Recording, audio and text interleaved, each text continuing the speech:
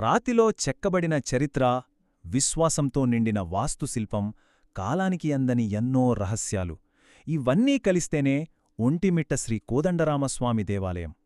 ఈరోజు మనం ఈ అద్భుతమైన ఆలయం వెనుక దాగి ఉన్న కొన్ని ఆశ్చర్యకరమైన కథల గురించి తెలుసుకుందాం.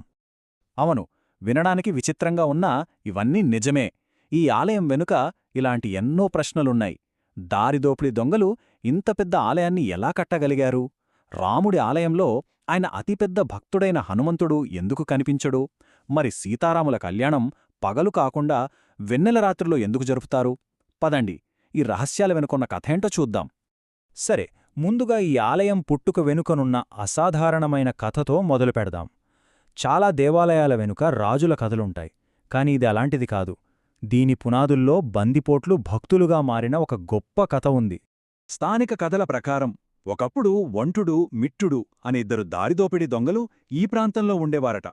ఒకరోజు వాళ్లకు శ్రీరాముడు కలలో కనిపించి ధర్మమార్గంలో నడవమని చెప్పాడు. ఆ దైవిక అనుభవంతో వాళ్లలో పూర్తిగా మార్పొచ్చింది. పశ్చాత్తాపం, అపారమైన భక్తితో వాళ్లే ఈ అద్భుతమైన ఆలయాన్ని నిర్మించారు. నిర్మాణం పూర్తయ్యాక తమ జీవిత లక్ష్యం నెరవేరిందని భావించి ఇద్దరూ రాతి విగ్రహాలుగా మారిపోయి ఆలయ ప్రవేశద్వారం దగ్గర శాశ్వత సంరక్షకులుగా నిలిచిపోయారట. అలా వాళ్ళిద్దరి పేర్లమీదనే ఆ ఊరికి ఒంటిమిట్ట అని పేరొచ్చిందంటారు. ఆలయం పుట్టుక వెనుక ఉన్న కథ ఎంత ఆశ్చర్యకరంగా ఉందో దాని నిర్మాణ శైలి అంతకంటే అద్భుతంగా ఉంటుంది. ఇప్పుడు మనం ఈ ఆలయం యొక్క అత్యంత ప్రసిద్ధ లక్షణం, ఒకే శిలలో దాగి ఉన్న అద్భుతం గురించి తెలుసుకుందాం. ఈ ఆలయానికి ఏకశిలా నగరం అని కూడా ఒక పేరుంది. ఎందుకంటే ఇక్కడి స్పెషాలిటీనే ఈ ఏకశిల అనే పదం. అంటే ఒకే ఒక్క రాయి నుండి చెక్కినది అని అర్థం. ఇది ఈ ఆలయ శిల్పకలకు గుండెలాంటిది. సాధారణంగా రామాలయాల్లో చూస్తే శ్రీరాముడు, సీత, లక్ష్మణుడి విగ్రహాలను వేరువేరుగా చెక్కి గర్భగుడిలో పెడతారు. కాని ఇక్కడి ప్రత్యేకత ఏంటంటే ఆ మూడు మూర్తులు ఒకే ఒక్క భారీ రాయి నుండి చెక్కబడ్డాయి. ఇది ఎంత అరుదైన, కష్టమైన టెక్నిక్ అంటే అప్పటి శిల్పుల నైపుణ్యానికి ఇదొక సజీవ సాక్ష్యం. ఆలయంలోని మరో ఆర్కిటెక్చరల్ వండర్ ఈ యాలి స్తంభాలు. యాలి అంటే సింహం, ఏనుగు, గుర్రం లాంటి జంతువుల లక్షణాలతో ఉండే ఒక పౌరాణిక జీవి. ఈ స్తంభాలు కేవలం అందంగా చెక్కడమే కాదు, వాటిలో ఇంకో రహస్యం కూడా ఉంది. ఇక్కడి యాలి స్తంభాల మధ్యలో ఒక మనిషి సులభంగా దూరి కూర్చోగలిగేంత ఖాళీ ఉంటుంది. ఒక్కసారి ఆలోచించండి, కేవలం ఉలి, సుత్తిలాంటి పనిముట్లతో అంత పెద్ద రాతి దిమ్మెలను పగలకుండా లోపల డొల్లగా ఎలా తొలిచారు? ఇది ఆనాటి ఇంజనీరింగ్ నైపుణ్యానికి అంతు చిక్కని ఒక ప్రశ్న. సరే, నిర్మాణ రహస్యాలు చూశాం కదా. ఇప్పుడు మనం ఈ ఆలయంలోని ఇంకో పెద్ద మిస్టరీ గురించి మాట్లాడుకుందాం. ఇదొక వేదాంతపరమైన చిక్కుముడి. రాముడి గుడిలో రాముడుండటం సహజమే, కాని ఆయన పరమభక్తుడు లేకపోవడం వెనుక ఉన్న రహస్యమేంటి?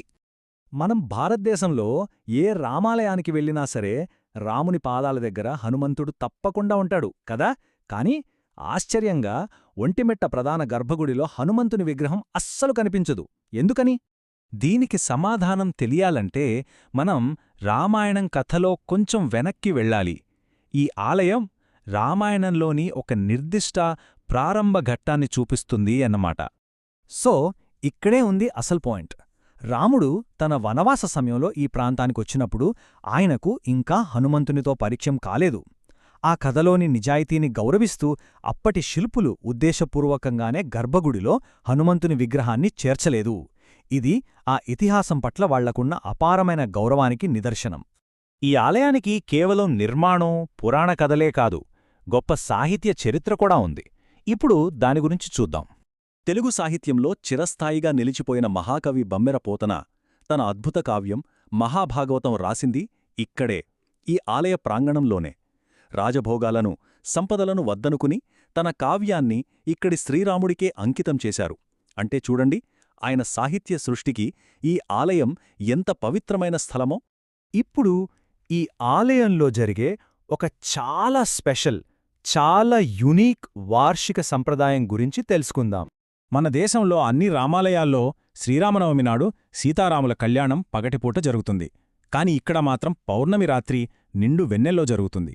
దీనికి 2 కారణాలున్నాయి.